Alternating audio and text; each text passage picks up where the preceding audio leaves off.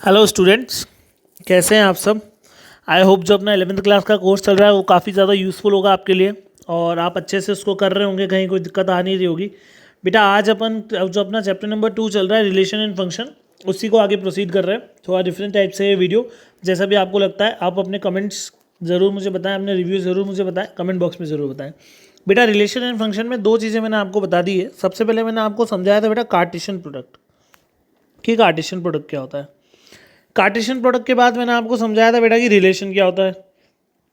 दो चीज़ें मैं आपके सामने डिस्कस कर चुका हूँ। आज अपन वेरी इंपॉर्टेंट टर्म बात करने वाले हैं कि फंक्शन क्या होता है, फंक्शन की डेफिनेशन क्या होती है। और हमारा जो मेन फोकस बेटा आज रहेगा वो रहेगा केवल और केवल किस पे, फंक्शन के ऊपर। ठीक है, चलिए स्टार्ट करते हैं। देखो कार्टेशियन प्रोडक्ट से कौन आया था, रिलेशन। अब रिलेशन से कौन आएगा बेटा, फंक्शन आएगा। ठीक है ना, तो चलो अब समझते हैं फंक्शन का मीनिंग क्या है। सबसे पहले बात करते हैं बेटा फंक्शन की डेफिनेशन क्या होती है। तो सबसे पहले अपन बात कर लेते हैं what do you mean by a function, function क्या होता है। ठीक है, तो देखो क्या होता है बेटा, ए रिलेशन आर, कोई भी एक रिलेशन आर है, is said to be a function, is said to be a function, वो एक फंक्शन कहलाएगी। ठीक है ना, कब, देखो अपन रिलेशन को लिखते कैसे थे, आर ए टू बी। अब ये आर की बजाय यहाँ पर एफ आ जाएगा, कब आ जाएगा। ठीक है ना, a relation R is said to be a function when, काम के वर्ड सबसे पहले, when every element of A, every element of A का हर एलिमेंट काम आना चाहिए। ठीक है ना, आपको डोमेन रेंज याद ही होगा, वो वापस थोड़ा बहुत काम आने वाला है, तो ध्यान से सुनना है। When every element of A has a unique image in B, जब ए के हर एलिमेंट की क्या हो, यूनिक इमेज हो, किसके अंदर हो, बी के अंदर। पहले तो मैं आपको समझा देता हूँ कि अभी इमेज क्या होता है, फिर अपन इस डेफिनेशन को और क्लियर करते हैं। बेटा मैंने आपको रो डायग्राम और एरो डायग्राम करके कुछ ऐसे बताए थे कि मान लीजिए कि ये आपका ए है और ये आपका बी है। मान लीजिए अभी इसके अंदर ए बी सी है, इसके अंदर 1 2 3 है। मान लो भाई ए को रिलेट कर रखा है मैंने 3 से, सी को रिलेट कर रखा है 2 से, और बी को 1 से, और बी को 2 से। तो यहाँ जो इससे मीनिंग निकलता है, क्या निकलता है कि image of A is 1 is 3, sorry अभी 3 से हो रहा है रिलेट बेटा, तो इमेज ऑफ ए इज 3, 3 की जो 1 की जो ए की जो इमेज है वो कौन है अपने यहाँ पर 3, मतलब जो जिससे जाके रिलेट हो गया वो उसकी इमेज कहलाएगी। जैसे कभी कभी अपन ऑर्डर्ड पेयर में 1 3 भी लिखते हैं ना, तो इसका मतलब ये हो गया 1 की इमेज कौन है, 3 है, जो भी यहाँ पर लिखा हुआ है वो उसकी क्या कहलाता है, इमेज। ऐसे ही दूसरा वर्ड भी होता है बेटा, ध्यान रखना है, प्री इमेज। प्री इमेज का मतलब क्या हो जाएगा, इसका उल्टा, pre image of 3 is a, 3 की जो प्री इमेज है वो कौन हो गई, ए हो गई। तो सबसे पहले तो ये ध्यान रखना कि भाई इमेज क्या होता है। अब आ जाओ डेफिनेशन। डेफिनेशन ने क्या कहा था बेटा, इंपॉर्टेंट वर्ड जिसको मैंने अंडरलाइन किया था, एवरी एलिमेंट ऑफ ए, ए के हर एलिमेंट को लेना है। तो ए के हर एलिमेंट को लेना मतलब ए के अंदर कोई भी खाली नहीं छूटना चाहिए। मान लो कि अब इसके अंदर यहाँ पर ई भी होता और कोई तुमसे पूछता कि क्या ये फंक्शन है, तो तुम मना कर देते कि नहीं ये फंक्शन नहीं है। क्यों नहीं है, क्योंकि यहाँ पर ई जो है उसको अपन ने किसी से भी रिलेट नहीं किया है। नेक्स्ट जो दूसरी कंडीशन है वो क्या है, दूसरी कंडीशन अपन को ये बताती है कि every element of A is a unique image, unique image बननी चाहिए। यूनिक इमेज बननी चाहिए मतलब 1 जाके यहाँ पर ए जाके केवल 3 से रिलेट होना चाहिए। ऐसा नहीं होगा आप क्या कर दो, इस ए को 1 से भी रिलेट कर दो, तो ए की तो 2 इमेज हो गई। ऐसे केस में ये काम गलत हो जाएगा, वो फंक्शन नहीं होगा। एक टाइम पे एक एलिमेंट की एक सिंगल इमेज ही बननी चाहिए। अगर आपने मल्टीपल इमेज बना दी तो वो फंक्शन नहीं होगा, ये अपन को ध्यान रखना है। अच्छा, लिखने का तरीका भी समझना थोड़ा सा। इसको अपन बोलेंगे ऐसे f from A to B, लिखेंगे कैसे, इसको ऐसे लिखेंगे बेटा, एफ ऑफ ए कितना हुआ अभी 3, एफ ऑफ बी कितना हुआ बेटा 2, और एफ ऑफ सी कितना हुआ 1। ये लिखने का तरीका होता है, इसको भी ध्यान रखें। क्लियर। अब रोस्टर फॉर्म जैसा अपन ने पहले देखा है वही वाली होती है, दोनों फॉर्म्स बिल्कुल सेम है। रोस्टर फॉर्म, अगर इसी को मैंने रोस्टर फॉर्म में लिखना है तो क्या हो जाएगा, A, 3 B, 2 एंड C, 1, ये हमारी क्या कहलाएगी, रोस्टर फॉर्म। देखो B2 से रिलेट हो रहा था ना, हाँ बिल्कुल B2 से रिलेट हो रहा है, C1 से रिलेट हो रहा है, ये हमारी क्या कहलाएगी, रोस्टर फॉर्म कहलाएगी। इसको अपन रोस्टर फॉर्म बोलते हैं। सेट बिल्डर में लिखने के लिए कोई ना कोई जनरल अपन को गिवन होना चाहिए, नहीं गिवन है नहीं लिख पाएंगे। क्लियर। अच्छा, अब यहाँ पर अपन बात करेंगे, ये सबसे पहले आपको समझ में आना चाहिए फंक्शन क्या होता है। चलो आपके सामने कुछ और एग्जाम्पल लेते हैं कि वो फंक्शन है या नहीं है। देखो जरा, यहाँ ध्यान दें, ये A लिखा हुआ है, ये B लिखा हुआ है। यहाँ मान लो 1 2 3 है, इधर मान लो ABC है।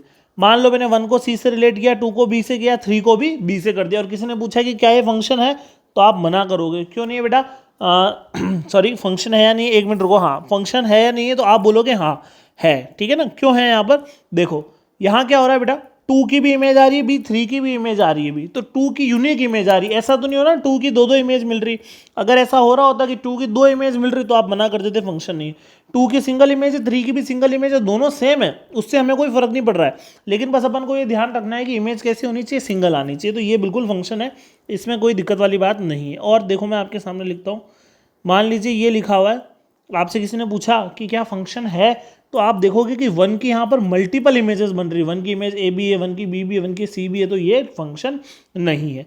अच्छा एक और चीज़ समझना, अगर मैं यहाँ पर 4 और ऐड कर देता मान लो, और आपसे पूछता कि क्या फंक्शन है, तो आप मना कर देते कि नहीं ये फंक्शन नहीं है, क्योंकि जो वर्ड है मैंने बेटा एवरी एलिमेंट ऑफ ए के हर एलिमेंट की क्या होनी चाहिए, यूनिक इमेज, तो आपने इसको तो खाली छोड़ दिया, इसको काम में लिए ही नहीं, और जब आपने इसको काम में लिए नहीं तो उस केस में फंक्शन नहीं होगा। क्लियर। अच्छा और समझो, एक और एग्जांपल देता हूं मैं आपको, मान लीजिए ऐसे लिखा हुआ है, ये वाला भी बड़ा कंफ्यूजिंग रहता है, बहुत बार मैंने देखा है, ए भी 1 से रिलेट हो रहा, बी भी 1 से, सी भी 1 से, और आपसे किसी ने पूछा क्या फंक्शन है, तो बेटा बिल्कुल ये भी फंक्शन है। कैसे हुआ, देखो ए की भी इमेज 1 है, बी की भी इमेज 1 है, सी की भी इमेज 1 है, तीनों की इमेज 1 है, नो डाउट तीनों की इमेज सेम है, लेकिन इमेज कैसी है, यूनिक है, वो डिफरेंट नहीं आ रही है, और जब इमेज डिफरेंट नहीं आ रही है तो फंक्शन होगा। अच्छा सर अगर वो फंक्शन नहीं होगा तो क्या होगा, जैसे यहाँ पर हो रहा था, तो इसको अपन बोलते हैं बेटा रिलेशन, जो अपन को पता है। देखो जो भी ऐसे लिख दिया ना वो सारे रिलेशन तो है ही है, उनमें से स्पेशल फंक्शन कौन होगा, जब यूनिक इमेज हो और एवरी एलिमेंट को फॉलो करे, तो जो फंक्शन नहीं होगा वो कैसा होगा, रिलेशन होगा। क्लियर। ये सबसे पहले तो आपको बेसिक समझना है कि फंक्शन होते क्या। अब बात करते हैं बेटा फंक्शन के लिए डोमेन और रेंज की। देखो अगर, और तीसरा वही कोडोमेन, हमारा 3 टर्म्स अपन को ध्यान रखनी है। अगर क्वेश्चन रोस्टर फॉर्म में आता है, जो कि जनरली आता है, तो आपके लिए कहीं कोई दिक्कत वाली बात नहीं है। रोस्टर फॉर्म में आता है तो डेफिनेशंस वही रहेगी जो रिलेशन के टाइम पे सिखाई थी। क्या सिखाया था, डोमेन का मतलब आपको याद होगा, set of first elements, range का मतलब भी आपको याद होगा, सेट ऑफ सेकेंड एलिमेंट्स, और कोडोमेन का मतलब क्या था बेटा, द कंप्लीट सेट बी। कुछ भी नई बात नहीं है ना, ये अगर रोस्टर फॉर्म में आएगा तो बिल्कुल एज इट इज वही रहेगा जैसा ये है, जो अपन ने रिलेशन के लिए पढ़ा है सेम वो का वही रहेगा, कोई भी चेंज नहीं आएगा, ध्यान रखना। कब, अगर रोस्टर फॉर्म में आता है। लेकिन जो फंक्शन है बेसिकली वो रोस्टर फॉर्म में होते नहीं है, वो थोड़े डिफरेंट ही फॉर्म में आते हैं, थोड़े डिफरेंट ही पैटर्न में आते हैं, अपन को ये ध्यान रखना है उसके लिए, ठीक है ना। तो अब क्या ध्यान में रखना है, चलो अब उसका डिस्कशन कर लेते हैं कि अब अगर मान लो कि फंक्शन रोस्टर फॉर्म में नहीं आया, फंक्शन रोस्टर फॉर्म की बजाय किसी और फॉर्मेट में आ गया, तो अपन को क्या करना है, ये अब अपन ध्यान से समझें और उसको देखें, क्योंकि वो बेटा अपने लिए बहुत इंपॉर्टेंट पार्ट है। अब समझो कि मान लो कि अपन को fx, देखो एक तो कुछ चीज़ें लिखने की आपको सीखनी होगी है ना, कोई भी चीज़ जो फंक्शन होता है ना बेटा, जैसे वो किस पर डिफाइंड है, जैसे मैंने आपको बोला a to b में डिफाइंड है। अब यहाँ पर जनरली फंक्शन क्या वेरिएबल की फॉर्म में होते हैं, लाइक एफ ऑफ एक्स, आप पहले में लिखते थे ना पी ऑफ एक्स, बिल्कुल उसी की तरह f of x equal to x square plus 4x plus 3, ये एक फंक्शन, या ये एक फंक्शन हो गया, या फिर ये एक फंक्शन हो गया, ठीक है ना। तो ऐसे बहुत सारे अपने पास में अलग अलग फंक्शन होते हैं, तो ये अपन को बहुत सारे अलग अलग होते हैं, various type of function book में दे रखे हैं, उनको अपन बाद में डिस्कस करेंगे। अभी ये समझना है कि अगर इस तरीके से कोई फंक्शन आपको दिखे ठीक है ना, और आपसे कोई बोले कि इसकी डोमेन और रेंज निकालो, तो क्या करना है। सबसे पहली चीज़ तो ये समझनी है कि हमेशा एफ एक्स को हम किसके इक्वल मान के चलते हैं, वाई के, y equal to f x होता है हमेशा, ध्यान रखना, ठीक है। अब समझना, दोनों बातें दिमाग में बिल्कुल फिक्स कर लो। पहला डोमेन का मतलब फंक्शन के लिए, और दूसरा अपन समझेंगे बेटा रेंज का मतलब। कोडोमेन का मतलब ध्यान रखना कभी चेंज नहीं होता है, किसी भी सिचुएशन में चेंज नहीं होता है, तो कंप्लीट सेट भी हमारी क्या कहलाएगी, कोडोमेन ही कहलाएगी अगर गिवन हो तो अब बात करते हैं बेटा डोमेन की। डोमेन क्या होता है, डोमेन का मतलब है अपन को जो याद रखना है वो है possible values of x, x की पॉसिबल वैल्यूज जो भी गिवन है अपन को उसके लिए एक्स की पॉसिबल वैल्यूज। और रेंज का मतलब अपन याद रखेंगे बेटा possible values of y, y की पॉसिबल वैल्यूज, ये अपन याद रखेंगे, ठीक है ना। डोमेन और रेंज का बेसिक मीनिंग। अब मैं आपको कुछ एग्जांपल लेके बताता हूँ कि क्या हो सकता है, ठीक है। जैसे मान लो एफ एक्स अपन को दिया हुआ है, बहुत ईजी सा एग्जांपल ले रहा हूँ, एक्स स्क्वायर प्लस 2, ठीक है, अभी अपन केवल डोमेन की बात कर रहे हैं, ध्यान रखना रेंज को अभी मैं डिस्कस नहीं कर रहा हूँ। ये एक बहुत कंफ्यूजिंग और बहुत बड़ा टॉपिक है, बहुत छोटे छोटे डिटेल्स में अपन को उसको पढ़ना पड़ेगा, बहुत बेसिक बेसिक चीज़ें पहले क्लियर करनी पड़ेगी। मान लो ये दिया हुआ है ना, तो हमेशा तुम्हें अपने दिमाग में क्या क्लिक रखना है कि भाई ये लिखते ही हमेशा किसका इक्वल होता है, वाई के इक्वल होता है, ये ध्यान रखना है। अब ये दिया हुआ है, किसी ने पूछा कि बताओ इसकी डोमेन क्या होगी, तुम क्या बोलोगे? तुम ये सोचना कि ये जो यहाँ पर वैल्यू आ रही है, यहाँ पर x को क्या रख सकता हूँ या क्या नहीं रख सकता हूँ। देखो बेटा, पॉसिबल वैल्यूज़ है ना, आपको केवल इतना सा ध्यान रखना है कि नॉट डिफाइंड नहीं बनना चाहिए, बाकी कुछ भी हो जाओ। यहाँ अगर तुम थोड़ा दिमाग लगाओ तो तुम x को कुछ भी रखो, कभी भी नॉट डिफाइंड नहीं बनेगा। बनेगा क्या? नहीं बनेगा ना। तो x हर वैल्यू के लिए पॉसिबल है, तो इसकी डोमेन हो गई बेटा रियल नंबर्स। दुनिया में जितने नंबर है ना, सबके सब पॉसिबल है, तो अपन उसको डिनोट करते हैं कैपिटल R से, और उसका मतलब क्या होता है, माइनस इन्फिनिटी से प्लस इन्फिनिटी। ये इसकी डोमेन निकल गई। अब सपोज करो कि मान लो तुम्हारा f(x) लिखा हुआ होता 1/x, ठीक है ना, ऐसा लिखा होता मान लो, और तुमसे कोई पूछता बताओ इसकी डोमेन क्या है, तो तुम क्या बोलते? देखो इसकी डोमेन कैसे निकालते हैं? इसकी डोमेन निकालने के लिए तुमको एक बात समझ में आ रही है कि यहाँ पर डिनोमिनेटर में x आ रहा है, डिनोमिनेटर में x आ रहा है, इसका मतलब ये हो गया कि मैं अगर डिनोमिनेटर में 0 रख दूंगा तो 1/0 क्या हो जाएगा बेटा, नॉट डिफाइंड, और जो कि पॉसिबल नहीं है। बस इसी बात को ध्यान में रखते हुए तुम इसकी डोमेन क्या बोलोगे, मैं दुनिया का कोई भी नंबर रख सकता हूँ, लेकिन मुझे कभी भी इसमें 0 नहीं रखना है। ऑल रियल नंबर्स एक्सेप्ट 0, इसकी क्या कहलाएगी, तुम्हारी डोमेन कहलाएगी। मैं ध्यान रखना बेटा, वापस बार बार बोल रहा हूँ, मैं केवल और केवल बात किसकी कर रहा हूँ अभी, डोमेन की। मैं रेंज आपको बता ही नहीं रहा हूँ कैसे निकालने, सिर्फ डोमेन की बात कर रहा हूँ। और एग्जांपल लेते हैं, फिर मैं इन सबको समराइज करूंगा। जैसे मान लो लिखा हुआ है बेटा √x, कि √x की कोई तुमसे पूछ लेगा कि बताओ डोमेन क्या है, तो तुमको एक बात पता है, तुमने 10th क्लास में सीख ली थी भाई, रूट के अंदर कभी भी नेगेटिव नंबर नहीं आ सकता है, पॉजिटिव नंबर्स आ सकते हैं हमेशा, कहीं कोई दिक्कत नहीं है। इसका मतलब जो x है वो कैसा होना चाहिए, नॉन नेगेटिव नंबर होना चाहिए। और अगर आपको याद हो तो मैंने सेट्स की फर्स्ट वीडियो में आपको सिखाया था कि नॉन नेगेटिव नंबर्स का मतलब क्या होता है। नॉन नेगेटिव नंबर्स, इसका आंसर क्या हुआ बेटा, नॉन नेगेटिव नंबर्स। और नॉन नेगेटिव नंबर्स का मतलब 0 से लेकर इन्फिनिटी, जिसमें 0 इंक्लूडेड है, इन्फिनिटी इंक्लूडेड नहीं है। या फिर अपन ऐसा बोल सकते हैं कि x should be greater than equals to 0, और ग्रेटर देन इक्वल्स टू 0 का मतलब भी है ये 0 या 0 से बड़े नंबर्स। अगर मैं उसको इंटरवल की फॉर्म में एक्सप्रेस करूंगा तो क्या होगा, 0 से लेकर इन्फिनिटी। ये मेरा क्या बन गया बेटा, इसका डोमेन बन गया। क्लियर? अब अगर मैं समराइज करना चाहूँ इन रिजल्ट्स को जो मैंने आपको बताया है, तो मैं आपके सामने अब समराइज कर रहा हूँ, ध्यान रखना। और 3 पॉइंट्स आप अपने दिमाग में याद रखोगे तो डोमेन और रेंज निकालना बहुत इजी हो जाएगा, समझना बहुत इजी हो जाएगा। लेकिन आपको ध्यान रखने पड़ेंगे। इसकी 2 वीडियोस मैं ऑलरेडी लास्ट ईयर बना के पोस्ट कर चुका हूँ, जिसके अंदर मैंने बहुत सारे क्वेश्चन सॉल्व किए। पहले आप बिल्कुल बेसिक समझे, फिर उन पर जाए। देखो क्या क्या समराइज किया। पहली चीज़, अगर कोई भी चीज़ डिनोमिनेटर में लिखी हुई है तो वो कभी 0 के इक्वल नहीं हो सकती है, डोमेन का रूल नंबर 1। रूल नंबर 2 बेटा, अगर अपन को कोई भी चीज़ रूट में दे रखी है तो हमेशा वो कैसी होगी, 0 या 0 से बड़ी। रूल नंबर 3, अगर कोई भी चीज़ रूट और डिनोमिनेटर साथ में दे रखी है तो अपन क्या बोलेंगे, सिर्फ 0 से बड़ी, 0 के इक्वल नहीं हो सकती, क्योंकि अगर तुमने इसको 0 के इक्वल कर दिया तो 1/0 क्या हो जाएगा, नॉट डिफाइंड हो जाएगा। केवल और केवल इन 3 रूल को अभी दिमाग में रखो। डोमेन में भी यही काम आएंगे, रेंज में भी यही काम आएंगे। अभी मैं आपके सामने कुछ क्वेश्चंस बता रहा हूँ, फिर वापस से मैं लेकर आऊँगा कि डोमेन रेंज के क्वेश्चन कैसे सॉल्व करना है। क्लियर? बहुत कंफ्यूजिंग टॉपिक है बेटा, बहुत ध्यान से सुनना है, बहुत ध्यान से समझना है। चलो कुछ क्वेश्चंस लेते हैं बेटा, एनसीईआरटी के ही लेंगे। एनसीईआरटी की एक्सरसाइज 2.3 की बात करते हैं। देखो ये हमारी एनसीईआरटी की एक्सरसाइज 2.3 है। Which of the following relation are function, ये 3 अपन को दे रखे हैं और बोल रहे हैं कि कौन से इसमें फंक्शन है और कौन से नहीं है, ये देखना है। If it is a function determine its domain and range. ये तीनों बेटा आपको दिख रहे होंगे कि ये किस में है, रोस्टर फॉर्म में। तो रोस्टर फॉर्म में डोमेन और रेंज का मतलब क्या हो गया, डोमेन का मतलब सेट ऑफ फर्स्ट एलिमेंट और रेंज का मतलब set of second elements. Clear? Codomain की यहाँ पर कोई बात नहीं करी गई है, और वैसे भी आप नहीं निकाल सकते कोडोमेन। क्यों नहीं निकाल सकते, क्योंकि आपको गिवन ही नहीं है कि कहाँ से कहाँ में डिफाइन है। चलो बहुत आसान सा है, चेक करना है कि पहले कौन रिलेशन है और कौन फंक्शन है। देखो फर्स्ट वाला, देखो मैं इसका डायग्राम बनाता हूँ, बहुत इजी सा है, डायग्राम बना रहा हूँ मैं। देखो इधर आ रहा है 2, 5, 8, 11, 14 और 17, और इधर आ रहा है 1। 2 भी 1 से रिलेटेड, 5 भी 1 से, 8 भी 1 से, 11 भी 1 से, 17 भी और 14। ये मेरा डायग्राम बन गया। इसको मैंने ए नाम दे दिया, इसको मैंने बी नाम दे दिया। अब समझना जरा 2 की इमेज भी 1, 5 की इमेज भी 1, 8 की इमेज भी 1। तो अभी मैंने थोड़ी देर पहले बताया था ना तुमको, सबसे पहले तो कि ये फंक्शन है, तो बिल्कुल है, मेरे को फंक्शन होने में कहीं कोई दिक्कत नहीं है। सबकी यूनिक इमेज है, सबकी इमेज सेम है, उससे मुझे क्या मतलब है, मेरे को यूनिक से मतलब है। बिल्कुल सबकी यूनिक इमेज है, किसी की भी डबल इमेज नहीं आ रही है, तो बिल्कुल ये फंक्शन है। फिर अगर कोई मेरे से पूछ ले इसकी डोमेन क्या होगी, कोई दिक्कत नहीं बेटा। सेट ऑफ फर्स्ट एलिमेंट्स में कौन कौन आ रहा है, 2 आ रहा है, 5 आ रहा है, 8 आ रहा है, 1 आ रहा है, सॉरी 8 आ रहा है, 11 आ रहा है, 14 आ रहा है और 17 आ रहा है। ये मेरे कौन हो गया बेटा, इसकी डोमेन।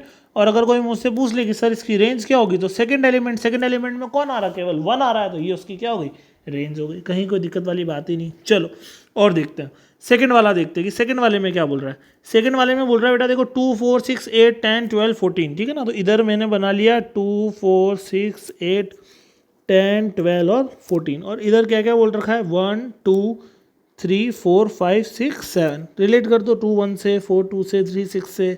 जैसा इसने बोल रखा है वैसा अपन ने क्या करा, इसको रिलेट कर दिया, ठीक है ना। ये 5 10 से और ये तो वापस से वही यूनिक इमेज है, कहीं कोई दिक्कत नहीं, एवरी एलिमेंट हो रहा है, तो बिल्कुल ये भी फंक्शन है। अगर कोई इसकी डोमेन पूछेगा तो ये इसकी डोमेन हो जाएगी और ये इसकी रेंज हो जाएगी। बिल्कुल ईजी सा फालतू सा क्वेश्चन है। नेक्स्ट देखते बेटा, इधर है 1 1 2 बार है, लेकिन अपन को 2 बार लिखने की जरूरत नहीं, ध्यान रखना अपन सेट में हमेशा एक ही बार लिखते हैं। इधर 3 और 5, 1 की इमेज 3 भी है, 1 की इमेज 5 भी है, तो यहाँ इसको प्रॉब्लम है, इस 1 की यूनिक इमेज नहीं है, ठीक है ना। Do not have unique image. और जब इसकी यूनिक इमेज नहीं है तो ये फंक्शन भी नहीं होगा, तो ये वाला फंक्शन नहीं है। ये क्या है, केवल एक सिंपल एक रिलेशन है, बस ये ध्यान रखना है। ये सिंपल सी क्या दे रखी है अपन को, रिलेशन दे रखी है। क्लियर।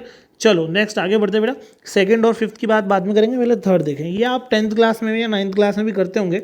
ये आपको एफ एक्स दे रखा है, राइट डाउन द वैल्यूज ये बोल रखा है। एफ ऑफ 0 निकालना है, तो कोई बड़ा काम नहीं, एक्स की जगह कितना रख दो, 0। एक्स की जगह 0 रख दिया, सॉल्व कर लिया, ये कितना आ गया, -5। इसी तरीके से 7 रख लोगे, इसी तरह के -3 रख लोगे, कोई नया काम नहीं, कर लोगे, मेरे हिसाब से दिक्कत वाला काम नहीं है। इसी तरह फोर्थ क्वेश्चन है, यहाँ भी मेरे हिसाब से किसी को कोई दिक्कत आएगी नहीं, ये भी आप सॉल्व कर सकते हो, सेल्सियस फ़ारेनहाइट में चेंज कर सकते हो। क्लियर। चलो अब अपन आगे बढ़ते हैं। अब आते हैं अपन क्वेश्चन नंबर 2 की तरफ। Find the domain. डोमेन भी निकालनी है, रेंज भी निकालनी है। इसमें केवल क्या निकालनी है, रेंज निकालनी। रेंज निकालना मैंने अभी आपको अभी तक बताया नहीं है। अभी क्या क्या सिखाया, केवल डोमेन सिखाया। ये जो क्वेश्चन है बेटा, ये वेरी इंपॉर्टेंट है और ये थोड़ा सा डिफरेंट है, इसको अपन बाद में ही देखेंगे। मैं आपको अभी क्या कर रहा हूँ, देखो बुक से मेरे को कोई मतलब नहीं है, मैं आपको बहुत बेसिक से क्वेश्चन अभी करा देता हूँ, है ना। उस पर अपन करेंगे तो ज़्यादा बेटर। इन पे ये इसमें ये बहुत ईजी सा है, पहले इसको भी डिस्कस कर लेते हैं। मान लीजिए अपन को इसकी डोमेन रेंज निकाली। अपना क्वेश्चन है f x equals to minus mod x, ठीक है ना। इसकी डोमेन निकालनी, रेंज की अभी कोई चर्चा नहीं है। डोमेन का मतलब पॉसिबल वैल्यूज़। आपको 3 केस मैंने बताया, अगर 3 केस के अलावा कोई भी चौथा केस बनता है तो हमें उससे कोई लेना देना नहीं है, ठीक है। देखना जरा क्या होगा। 1/x आता तो x not equal to 0, root आता तो ग्रेटर देन 0, डोमेन की बात चल रही है। अगर रूट डिनोमिनेटर में आता तो ग्रेटर देन 0, तो इन तीनों में से तो कोई भी केस यहाँ नहीं आ रहा है। और सोचो क्या तुम x की कोई ऐसी वैल्यू रख सकते हो जिससे नॉट डिफाइंड हो जाए, नहीं है ना पॉसिबल। तो बेटा इसकी डोमेन, ऐसी दुनिया की कोई वैल्यू नहीं जिसको रखने से नॉट डिफाइंड बना दो, तो ऑल रियल नंबर्स -इन्फिनिटी से इन्फिनिटी, ये क्या बन गई, इसकी बेटा डोमेन बन गई, ठीक है ना। मैं आपके सामने और कुछ इजी वाले पैटर्न रख देता हूँ। रेंज की चर्चा मैं इस वीडियो में नहीं कर रहा हूँ, अपन आने वाली वीडियोज़ में रेंज की बात करेंगे। नेक्स्ट मान लो ये लिखा हुआ है और तुमसे किसी ने पूछा कि इसकी बेटा डोमेन बताओ कि डोमेन क्या होगी। देखो न्यूमरेटर में कुछ भी आ जाए तुम्हें उससे कोई लेना देना नहीं है। बात तकलीफ कहाँ है, केवल डिनोमिनेटर में। जो भी वैल्यू डिनोमिनेटर में आ रही है वो 0 नहीं होनी चाहिए। बेटा 0 कहाँ पर होगी, x+2 should not be equals to 0। इसका मतलब x should not be equals to -2। x -2 नहीं होना चाहिए, x -2 नहीं होना चाहिए। इसका मतलब क्या हो गया, this implies all real values except -2। ये इसकी क्या हो गई बेटा, डोमेन हो गई, ठीक है। और एग्जांपल लेते हैं आपके सामने। मान लीजिए एफ एक्स दिया हुआ है, ठीक है। बोला इसकी डोमेन निकालो। इसकी डोमेन का मतलब क्या होगा भाई, न्यूमरेटर में तो कुछ भी हो, मेरे को कोई दिक्कत है ही नहीं। ये जो डिनोमिनेटर में आ रहा है कभी 0 नहीं होना चाहिए। ये आपने सॉल्व किया होगा मेरे हिसाब से, 10th क्लास में खूब बनाई होगी स्प्लिटिंग वगैरह, किसी को कोई दिक्कत होनी ही नहीं चाहिए। इसका मतलब x -2 भी नहीं हो सकता और x -3 भी नहीं हो सकता, तो इसकी डोमेन क्या बोलेंगे, all real numbers accept -2 and -3, -2 और -3 को छोड़ दो, बाकी दुनिया का कोई भी नंबर ले लो, वो तुम्हारा क्या बन जाएगा, यहाँ पर इसकी डोमेन बन जाएगा। क्लियर। चलो अभी के लिए अपन केवल इतना ही पढ़ेंगे, इतना ही समझेंगे। आज मैंने आपको क्या बताया, आज मैंने आपको सिर्फ ये बताया कि फंक्शन क्या होता है, और बहुत हल्का फुल्का कंसेप्ट दिया है, ध्यान रखना डोमेन का। जो मैंने बताया है उसके अलावा और कुछ भी रिवाइज मत करना, इन्हीं क्वेश्चंस को वापस से करो। फिर मैं आपको आगे चल के बताऊंगा कि अब और आपको किस तरह के क्वेश्चंस मिल सकते हैं और कैसे करने हैं। ठीक है ना। कैसा लगा आपको ज़रूर बताएं, और डोमेन, रेंज में और फंक्शन में कोई भी अगर आपको डाउट रहा हो तो ज़रूर मेरे तक पहुँचाए। ओके बेटा, थैंक यू। जैसा भी आपको लगा अपने कमेंट्स में ज़रूर बताएं। थैंक यू बेटा।